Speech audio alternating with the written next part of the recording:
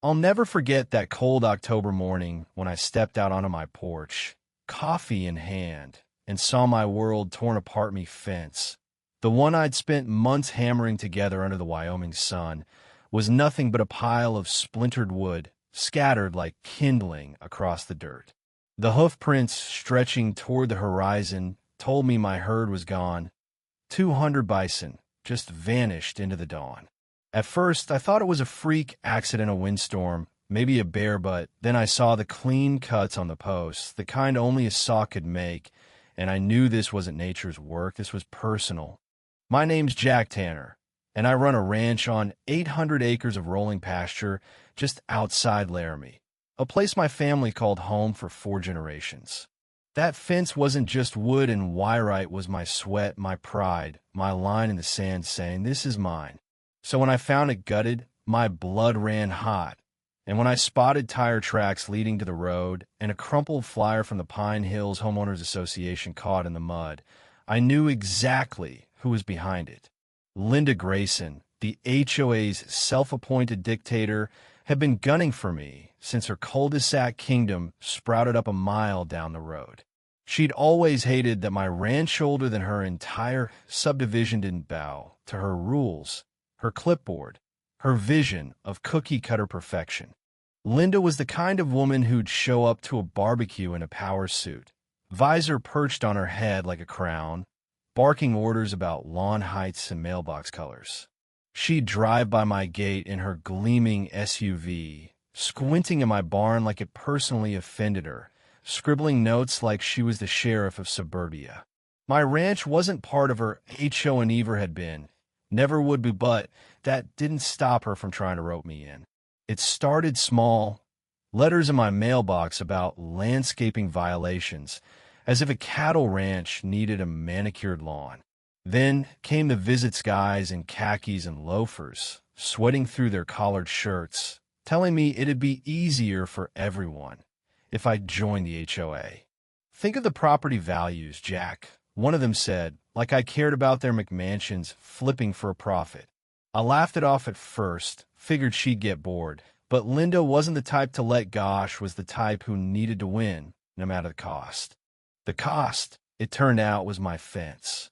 I can still see her in my mind that first time she confronted me face to face, leaning against her SUV outside the feed store, arms crossed, that fake smile plastered on. "Jack, you're either with the community or against it," she said, voice dripping with honey and venom. "And trust me, you don't want to be against it." I just tipped my hat and walked away, but inside, I felt the storm brewing. She wasn't just a nuisance, she was a threat, and I knew she wouldn't stop until she'd broken me. The attacks kept coming, each one sharper than the last. One morning, I found a tacky HOA violation notice pinned to my gate, whining about my fence's unapproved color like a ranch fence is supposed to be eggshell white. Then a pile of gravel showed up on my access road, just enough to scrape my truck's undercarriage if I didn't swerve. The county said it was HOA land, meaning Linda's crew did it to mess with me. The final straw was a lawsuit threat, a fat envelope stuffed with legal nonsense, claiming my barn built by my granddad 30 years before her subdivision existed was non-compliant with their aesthetic standards. Renovate or tear it down, they said, or face fines that'd bankrupt a small country. I tossed the letter in the fire pit, but deep down, I felt the walls closing in. Then came the night that changed everything. My dogs woke me up, barking like the devil himself was outside. I grabbed my flashlight, pulled on my boots, and ran to the pasture. The beam caught the wreckage-emmy fence, sawed clean through, posts snapped, planks scattered like bones. Beyond it, my bison were gone, their hoofbeats fading into the dark. I ran my hand over the cuts, splinters biting my skin, and I knew this was Linda. She'd crossed a line, not just onto my land, but into my soul. That fence was my word, my shield, and she'd torn it down like it was nothing. The next week, at the HOA's big spring gala, she made it worse. Picture a rented hall decked out in twinkle lights, folding tables covered in casseroles, and Linda at the podium in a sparkly blouse, her visor swapped for a rhinestone headband, preaching about community progress. I showed up, not because I wanted to, but because I needed to see what she was planning. Halfway through her speech, she turned her eyes on me, and a slideshow flicked on pictures of my broken fence, my bison on the highway, even a shot of me sweating over repairs. The crowd gasped, whispered, nodded like she was preaching gospel. This, she said, voice sharp as a knife, is what happens when one person puts himself above the community. Jack Tanner's negligence endangers us all. I stepped forward, boots loud on the tile. Enough, Linda, I said, my voice steady but burning. You cut my fence. You let my herd loose. And you did it because you can't stand someone living free from your rules. The room went quiet, eyes darting to her, waiting for a denial. She just laughed, sharp and cold. Oh, Jack, nobody buys that. You can't even control your own land. The crowd murmured, some with her, some unsure, but in that moment, I knew I'd lost them. Painted me as the fool, the outsider. That night, sitting on my porch, staring at the dark shapes of my herd, I felt something shift. Humiliation is a funny thing. It stings, but it sharpens you too. Those bison, 200 strong, their breath steaming in the moonlight, weren't just animals, they were power, raw and untamed. And right then, an idea sparked, half crazy, half perfect. Linda wanted to humiliate me? Fine. I'd give her a show she'd never forget. The plan came together over days, not on paper, but in my head, watching the herd move, their massive shoulders rippling, their hooves shaking the ground like thunder. Bison aren't like cattle theory, wilder, heavier, unstoppable. I knew their rhythms, how they gathered at the gate at dusk, how they'd surge if spooked. I drove by the HOA office, a beige, prefab box with a sign about building our future, and saw the open field behind it, sloping straight to their parking lot. If a gate opened at the right moment, those bison would flow like a river, right through Linda's perfect little world. Timing was everything. Linda held her board meetings every Thursday at 7 p.m., her whole crew packed in that office, sipping coffee and nodding to her every word. I spent days prepping oiling gate hinges, spreading extra feed to draw the herd close, letting Linda think she'd won. She even sent another notice, whining about livestock noise, and I just smiled, knowing what was coming.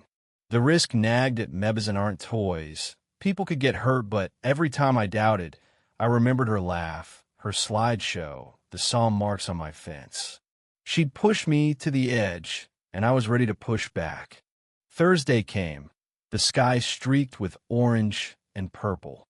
I sat on my porch, coffee tasting like adrenaline, watching the herd cluster by the gate, snorting, restless.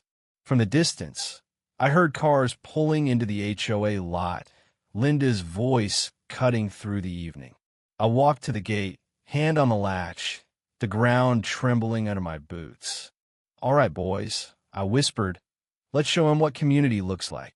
I yanked the latch, and the gate swung wide.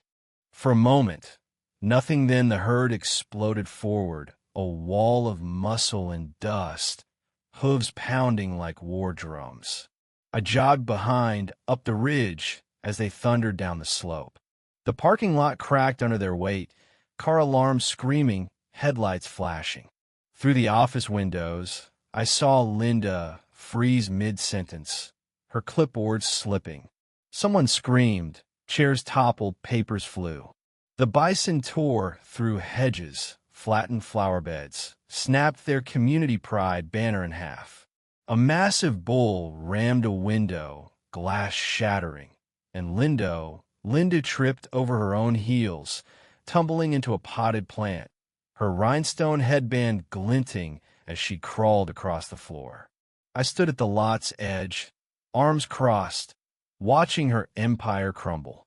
She screamed, "This is your fault, Tanner," pointing at me through the chaos, but the herd's roar drowned her out.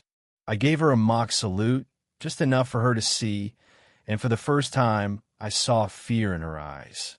10 minutes of chaos light poles down, walls scraped, the office of war zoned then the Bison, as if they'd said their piece, trotted back to the field. Silence fell, heavy and broken.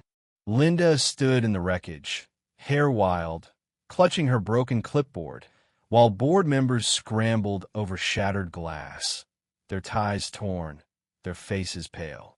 I turned and walked home, the weight of months lifting off my chest. By morning, the town was buzzing. Reporters swarmed the office, cameras on the trampled lot. Linda tried to spin it, standing in front of the news with her frazzled hair, blaming a reckless rancher. But the questions came hard. Does the HOA have jurisdiction over his land? What about the cut fence? She stammered, her story cracking. Neighbors started talking. Old man Carter at the feed store swore he saw Linda's SUV near my fence the night it went down. The sheriff came by, hat in hand, and said, "You're clear, Jack. Fence was tampered with. DA's not touching this." The HOA unraveled from there. Board members quit. Residents revolted over Linda's repair fees, and the county launched an investigation into her shady tactics. But the real kicker came a month later. Digging through my family's old deed records, I found something Linda never saw coming. The 1-acre lot her office sat on? It was mine, part of the ranch since 1887. I walked into the county clerk's office, papers in hand, and the clerk's eyes widened. "You own it, Jack. Always have." I drove to the HOA office, where Linda was pacing, still barking orders to her last two loyalists. I laid the deed on the desk. "Pack up, Linda. This land's mine. You've got 30 days to get out." Her face went white, hands shaking as she flipped through the papers. "This is a trick," she snapped, but her voice broke. The board members read over her shoulder, one muttering, "We can't fight this, Linda." I leaned in, voice low. "You built your empire on my land. Time's up." The next month was a circus trucks hauling out desks, residents cheering as Linda's reign collapsed. She fought, screamed, threatened lawsuits, but nobody listened.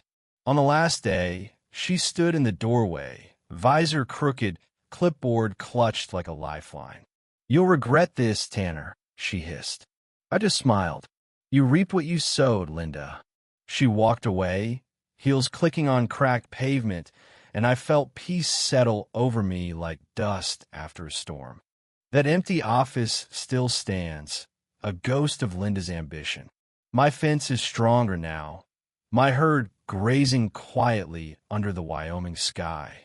This wasn't just about bison or fence sit, it was about standing your ground when someone tries to take what's yours. Linda thought power came from rules and fear, but real strength is grit, patience, and knowing when to unleash the storm. So, tell me in the comments where you're watching from, and have you ever faced a Linda in your life? Was I right to let the bison loose, or did I go too far? Drop your thoughts below, hit that subscribe button, and let's keep this conversation going, because out here, the land always has the last word.